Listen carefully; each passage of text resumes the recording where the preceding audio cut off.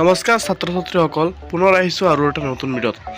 এইটো ভিডিঅ'ৰ জৰিয়তে আমি আলোচনা কৰিম 2024 চনত যিসকল মেট্ৰিক পৰীক্ষাৰ্থীসকলৰ পৰীক্ষা বেয়া হৈছে বা ফেইল কৰিছে সেইসকল পৰীক্ষাৰ্থীসকলৰ বাবে আমি আলোচনা কৰিম। বহুতো ছাত্ৰ ছাত্ৰীৰ মনত বহুতো প্ৰশ্ন জাগি আছে যে এইবাৰ কম্পাৰ্টমেণ্টেল দিব নে নাই, কেনেকুৱা হ'ব কম্পাৰ্টমেণ্টেল, নতুন নিয়মত হ'ব নেকি কম্পাৰ্টমেণ্টেল, কোনসকল ছাত্ৰ দিব পাৰিব কম্পাৰ্টমেণ্টেল, কোনোবাই অসমীয়াত ফেইল কৰিছে, কোনোবাই হিন্দীত ফেইল কৰিছে। কিন্তু একেলগে কোনো ধৰণৰ চিন্তা কৰিব নালাগে, কাৰণ এইবাৰ কম্পাৰ্টমেণ্টেল উঠাই দিছিল যদিও আকৌ কম্পাৰ্টমেণ্টেল আনিছে। কাৰণ 2024 চনৰ মেট্ৰিক পৰীক্ষা বহুতো পৰীক্ষাৰ্থীৰ পৰীক্ষা বেয়া হৈছে, যিহেতু অংক পৰীক্ষাত বাহিৰৰ কুৱেশ্যন আহিছিল আৰু বেলেগ বেলেগ কুৱেশ্যনৰ খেলিমেলি লাগিছিল, সেয়েহে কম্পাৰ্টমেণ্টেল আকৌ লৈ আহিছে।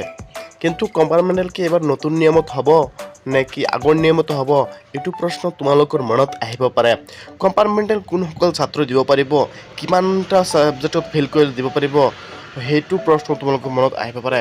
এইটো ভিডিঅ'ৰ জৰিয়তে আমি সবিশেষ তোমালোকক ক'ম যে কিমানটা ছাবজেক্টত বা কিমান তাৰিখে ফৰ্ম ফিল আপ কৰিব লাগিব আৰু এই কম্পাৰ্টমেণ্টেল পৰীক্ষাৰ আৰু ৰিজাল্ট কিমান তাৰিখে দিব। এই সকলোৰে প্ৰশ্নৰ উত্তৰ আমি আজি এইটো ভিডিঅ'ৰ জৰিয়তে আলোচনা কৰিম। আমি আগতে ক'ব বিচাৰিছোঁ যে ফৰ্ম ফিল আপ, যিটো কম্পাৰ্টমেণ্টেল পৰীক্ষাৰ ফৰ্ম ফিল আপ, এইটো 24 এপ্ৰিলৰ পৰা আৰম্ভ হৈ যাব। গতিকে যিসকল ছাত্ৰ কম্পাৰ্টমেণ্টেল পৰীক্ষা দিব ভাবি আছা সেইসকল ছাত্ৰই অতি সোনকালে এইটো ফৰ্ম ফিল আপ কৰি লোৱা।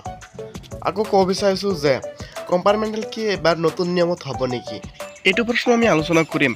আগত জানি লওঁ কোনসকল ছাত্ৰ কম্পাৰ্টমেণ্টেল পৰীক্ষা দিব পাৰিব, কিমানটা ছাবজেক্টত ফেইল কৰিলে কম্পাৰ্টমেণ্টেল পৰীক্ষা দিব পাৰিব, কোনসকল ছাত্ৰ এই কম্পাৰ্টমেণ্টেল পৰীক্ষাৰ বাবে উপযুক্ত হয়। যিসকল ছাত্ৰ তিনিটাতকৈ বেছি ছাবজেক্টত ফেইল কৰিব সেইসকল ছাত্ৰই কম্পাৰ্টমেণ্টেল পৰীক্ষা দিব নোৱাৰিব।